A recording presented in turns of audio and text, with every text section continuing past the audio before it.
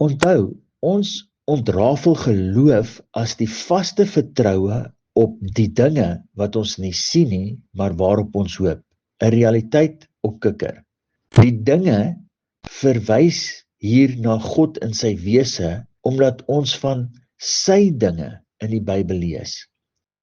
Geloof gebeur wanneer iets of iemand homself aan jou bekend laat word en jy glo hom of dit om waar en eg te wees. Die tye wat jy die persoon of ding wat geopenbaar was nie sien nie, dan hoop jy om die persoon of ding weer te sien. God openbaar homself as die woord in die Ou Testament. Die woord word vlees in die Nuwe Testament en manifesteer as die Seun van God.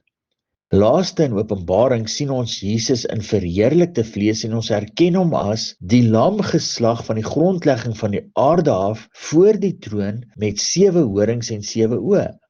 Horings is gesag, oë is visie, 7 is volmaaktheid of perfektheid.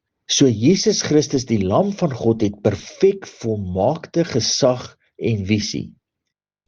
Ons sien hom ook na vore kom in Openbaring as die boek van die lewe. Die boek in Openbaring is 'n persoon. Die boek van die lewe is die Seun.